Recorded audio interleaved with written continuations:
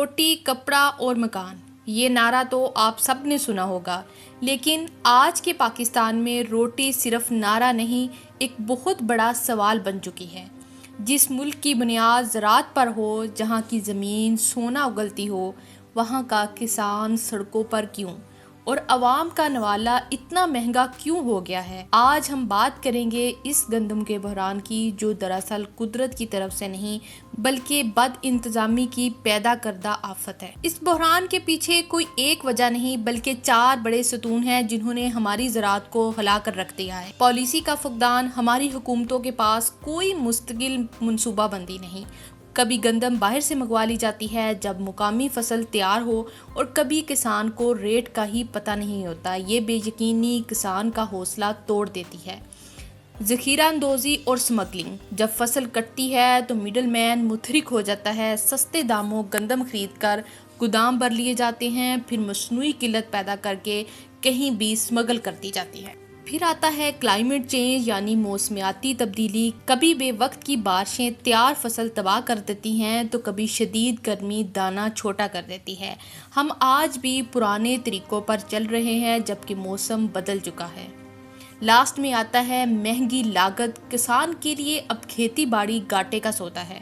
D A پی کھاد کی بوری ہو یا ڈیزل کی قیمت، سب آسمان سے باتیں کر رہے ہیں، لیکن جب کسان اپنی فصل بیچنے نکلتا ہے تو اسے سرکاری ریٹ بھی نصیب نہیں ہوتا۔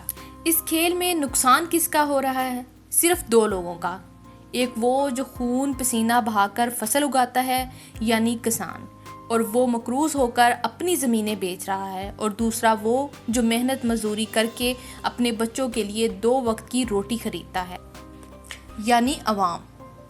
آٹا 150 سے 180 روپے کلو تک جا پہنچا ہے، یعنی جس ملک کو گندم کی ٹوکری کہا جاتا تھا، وہاں غریب کا بچہ بھوکا سو رہا ہے۔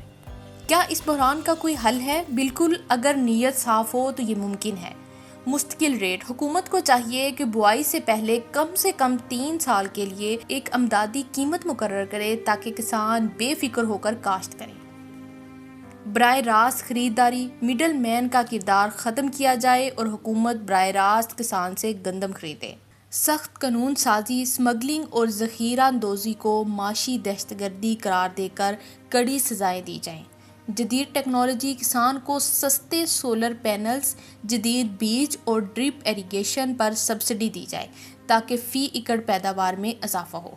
گندم کا بحران دراصل زمین کی کمی نہیں بلکہ ضمیر کی کمی کا نتیجہ ہے۔ ہم 24 کروڑ لوگوں کا پیٹ پالنے کی پوری صلاحیت رکھتے ہیں، بس شرط یہ ہے کہ کسان کو اس کی محنت کا صلہ دیا جائے اور مافیا کے ہاتھ روکے جائیں۔ یاد رکھیے، جس ملک کا کسان خوشحال نہیں، اس ملک کی معیشت کبھی پیروں پر کھڑی نہیں ہو سکتی۔ آپ کی اس بارے میں کیا رائے ہے؟ کمنٹ سیکشن میں ضرور بتائیں اور اس ویڈیو کو شیئر کریں تاکہ یہ آواز ایوانوں تک پہنچے۔